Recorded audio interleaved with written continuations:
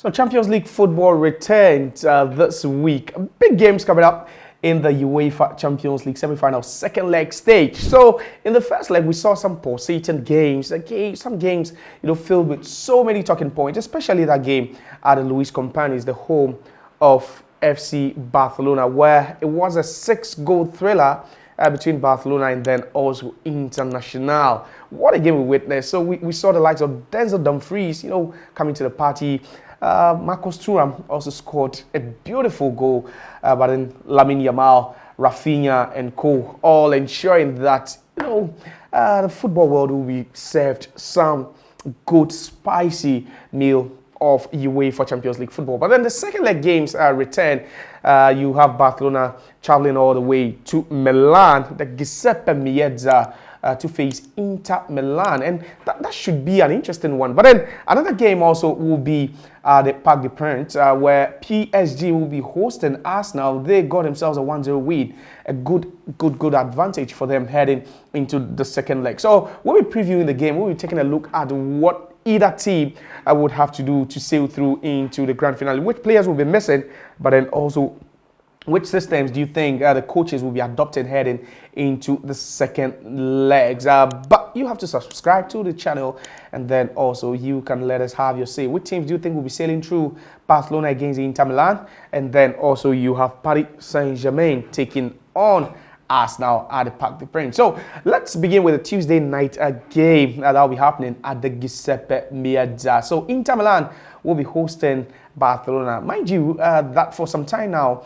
the away goal rule has been scrapped by UEFA. So it means that despite that 3-3 draw away at the Lluís Companys, Inter Milan wouldn't be having any advantage. Yeah, but then it's quite an advantage if you are able, to draw and not lose, the first leg game away from home. So after scoring 3 goals, they scored twice. Barcelona responded, drawing level, and then also they went ahead again with that thumping header from Denzel Dumfries to give them a 3-2 lead. But then Barcelona responded again. Raphinha with a lovely hit. And then Inter Milan, thinking that they are taking the lead again, to Henrik Mkhitaryan, but then VR had to intervene, and that goal was chalked off. So that sets up an interesting second leg at the Giuseppe Meazza. But then news we are collecting informs us that Lautaro Martinez, who missed Inter Milan's 1-0 win over the weekend in the Serie A,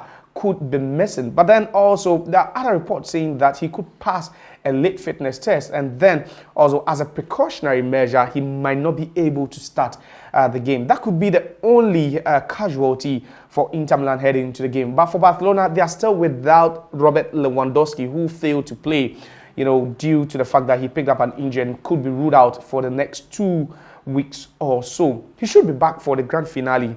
That is provided if Barcelona should even advance past Inter Milan. Now let's take a look at how both teams is likely to shape up or just map up that strategy. So Inter Milan in the first leg, we saw them with quite a number of long balls because Barcelona lacked that aerial presence over there because Ronald Araujo started from the bench, and you have Inigo Martinez also being played or partnered the 17-year-old Parc.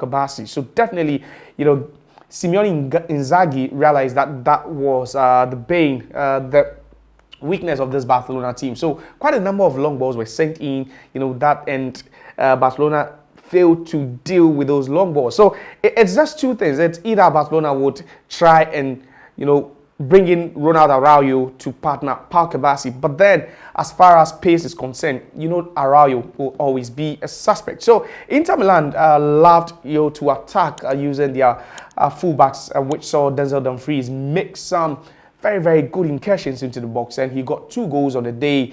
That was in the first leg, which got him being named as the man of the match in that game against Barcelona. But then you're talking about the fact that there wouldn't be any Lautaro Martinez in the second leg. There's a probability that he might not even kick a ball in the second leg. That could be very, very costly for Inter Milan, whom in the first leg we saw, dwell so much on set pieces and then also aerial balls. Looking at the aerial presence, they have the aerial ability, and then also the presence sometimes they could have. But then Denzel Dumfries could be the danger man again for Inter Milan with those, surging runs, with those runs into the box, and then also how he can impact and also set up his teammates. He should be the real deal for Barcelona over the second leg. But then talking about Barcelona, they could also, map up the same strategy from the first leg. We saw them control the tempo of the game, the likes of PSG, Frankie de Jong, all controlling the tempo of the game, and they played the game at their own pace, despite the fact that they were so unfortunate because Inter Milan were clinical. They had to score 3 out of the 4 or 5 chances they created the last time these two teams met. But then Barcelona will still be relying on the brilliance, and the expertise of the 17-year-old Lamin Yamal from the right-hand side of attack. So Di Marco struggled, throughout the game, trying to keep up with the pace of Lamin Yamal, and it tells you how good this guy can be, on any given day. But then you talk about the first goal he scored for Barcelona on the night to just, even half the deficit for them before that inspired comeback by the Blaugranas. It tells you that Lamin Yamal would always be counted on by Barcelona, especially when Inter Milan can be very, very stiff and hard and disciplined in defense. You need someone with that, skill to maneuver his way, shot players, go by players, and then also set up his other teammates. So the star man for Barcelona would definitely be Lamin Yamal, whilst the star man for Inter Milan will not be counted out or, discounted the brilliance of some of the midfielders. They have Çalhanoğlu, Barella, and then also even Henrik Mkhitaryan. But then Denzel Dumfries would definitely be the star man for Inter Milan going into the game. It's always going to be a tough call between these two sides because you might not know how it will go. If Inter Milan remain ruthless and so, efficient and effective in front of post or the Barcelona goal post, then you could say that Inter Milan stand a chance of winning because they will have the Giuseppe Meazza crowd right behind them, roaring and chanting for them to win. But if Barcelona should also command the game, should they control the game at their own pace and tempo,